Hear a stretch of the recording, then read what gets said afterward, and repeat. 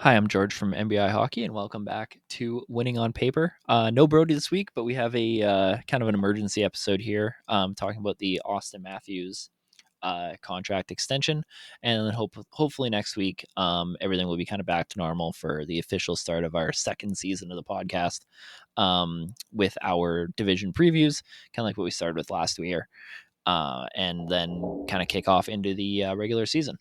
But obviously the Austin Matthews news came on Wednesday. You guys will be seeing this on Friday, but I'm recording this Wednesday night, and it's a 4-year deal, the highest AAV in NHL history.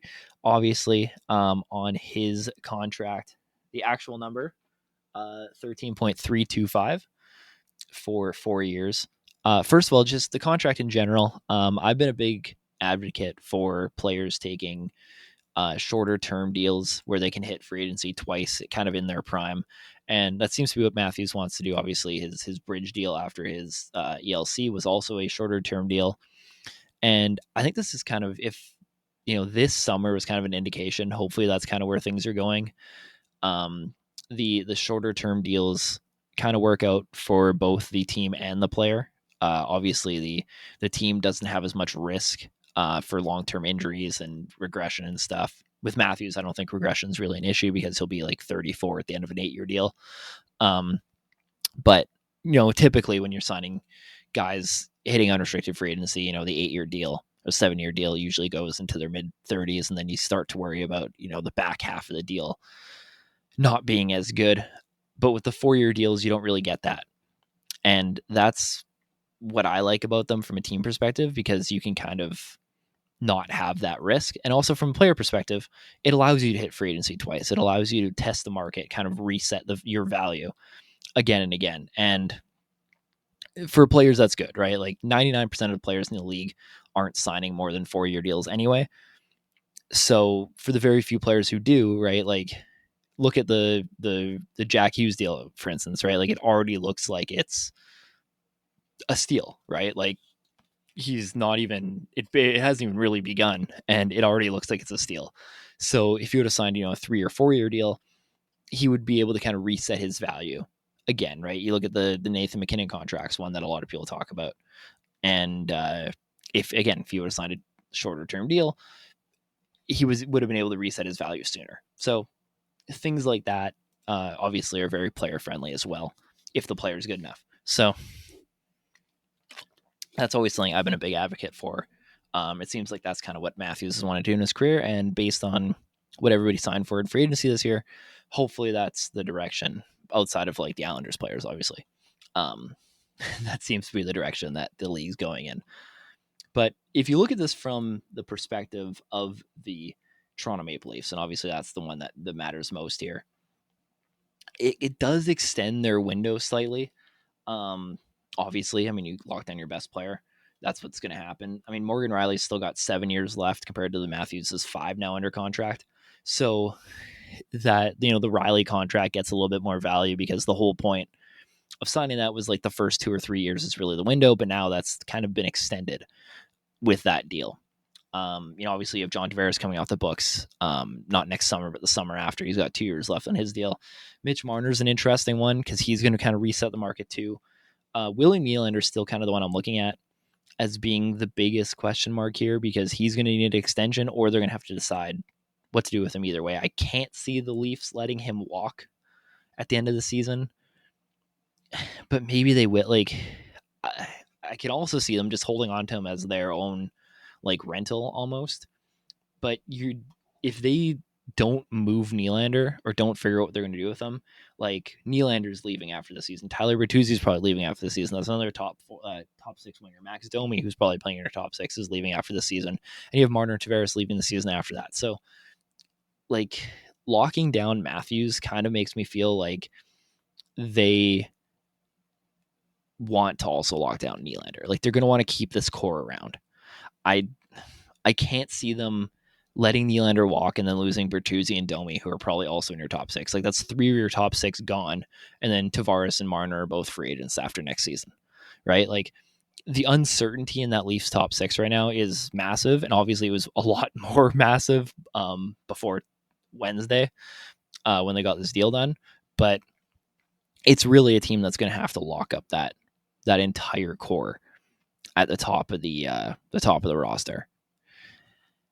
And they don't have a lot of cash to do it. So it's kind of a Boston situation, right? Where like you kind of just have to keep pushing money to the side, signing these 1-year deals. Hopefully they work out. Obviously, Tyler Bertuzzi and Max Domi haven't played a game yet, the Leafs. So who knows if they're going to work out or not. And if they do, then great. If they don't, then you're going to have to replace those guys again. So Nylander is definitely the most interesting piece here.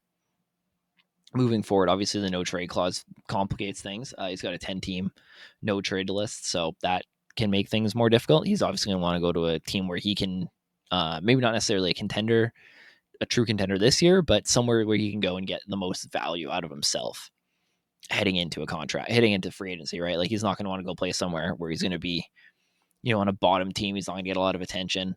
He's going to want to go somewhere where he can thrive. Maybe somewhere he can get a bigger role. If he does end up getting moved, right? Like, but again, this close to the start of the season, I don't know if that's necessarily the direction they'll want to go in. But I also don't see Brad wanting to lose another star winger. So it really kind of depends. Like, I don't know if Nylander's a deadline move, because again, like if the Leafs are contending, like we all think they will be, you kind of want to build that chemistry up during the season. You don't want to be moving, your third best forward, a month before the playoffs start for something you hope it's going to work out.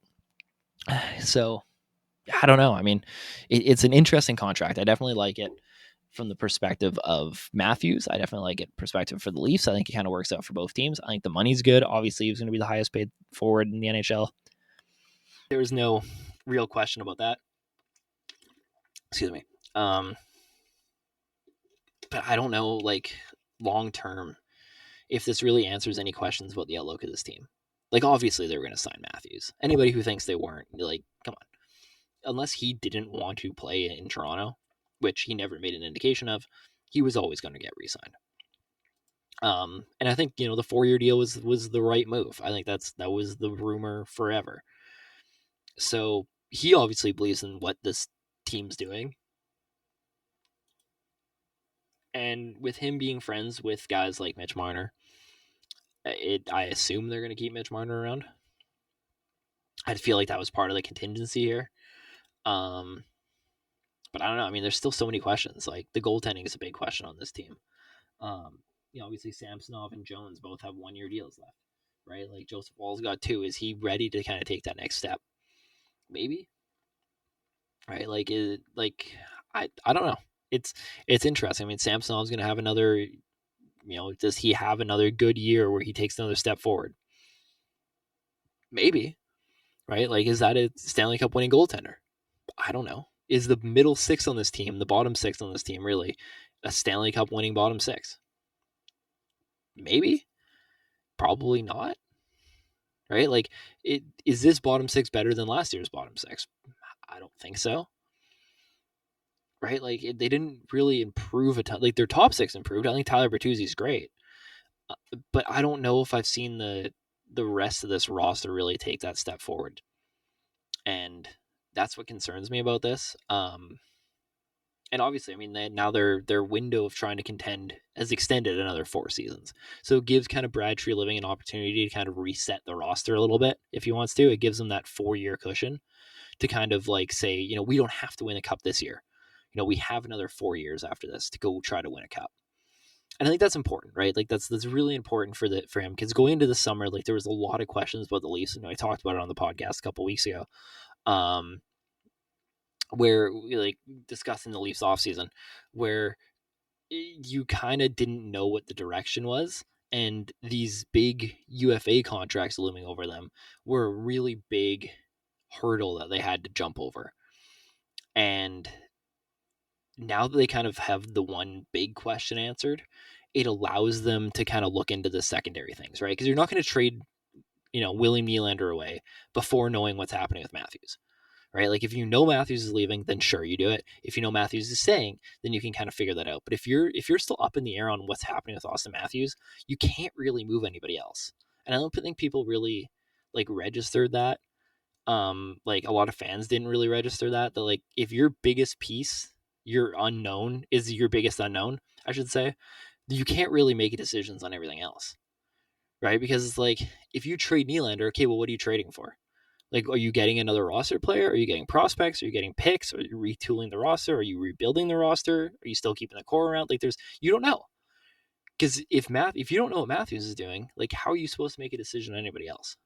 So now that this is figured out, now that they know they have 4 more years to try to win it, to try to get to that Stanley Cup, they can kind of take their time with this, right? Like you can reset the roster for a year and a half, right? You don't have to win this year.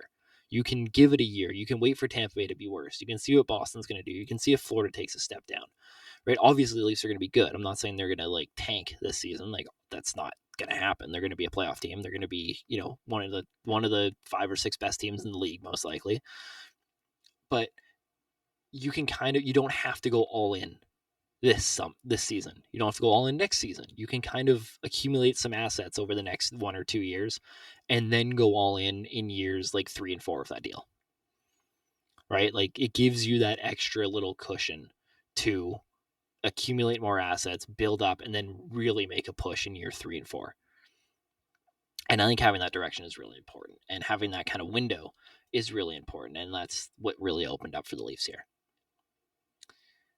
So yeah, that's kind of my initial thoughts on this signing. I think it makes the next couple weeks for Toronto really interesting, right? Because now they can kind of make decisions on it. Right now, they can even start talking to Nylander about an extension. Right, TJ Brody's pending UFA going into this summer. John Klingberg, obviously, who they just re-signed. Timothy Liljegren is a big one because does he get a bigger role?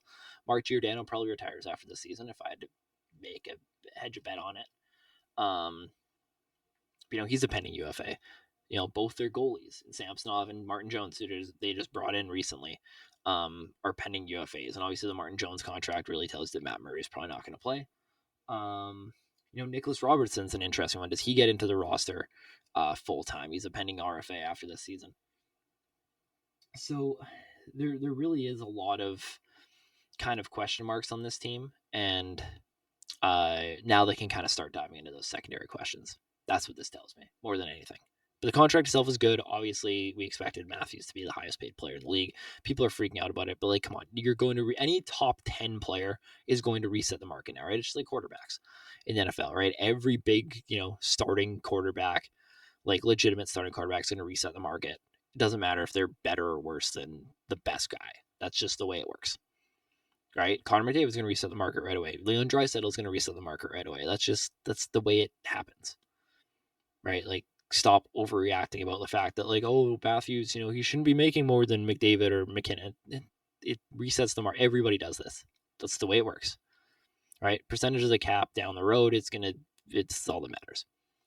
But yeah, anyway, I think it's a good deal. It's interesting. It makes the Leafs more interesting, and it makes the next couple years more interesting because now it gives Brad Treliving this window.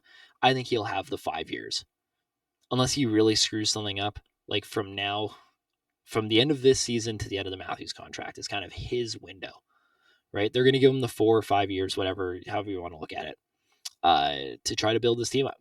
And we'll see if he does better or worse than what Kyle Dubas did in his 5 or 6 year window. So interesting. Anyway, there you go. That is the quick little emergency podcast episode, the kind of in between of season 1 and 2 of Winning on Paper. Thank you guys again for all the support through our first season, and the second season. We hope to push out episodes again every Friday. And hopefully you guys stick around. Hockey's just around the corner. Season previews are next week. And thank you guys for listening. Make sure you guys follow on Instagram and Twitter and TikTok. Make sure to rate and review on Apple Podcasts. I think you can rate and review on Spotify if you can do it. Full videos on YouTube. So if you guys want to see me and Brody's faces while we talk about this, go watch the YouTube videos. Anyway, thank you guys for watching. We'll see you guys next week for the season previews. I don't know what division we're starting with. We'll figure that out. And yeah, thank you guys for listening. Appreciate it. See you later.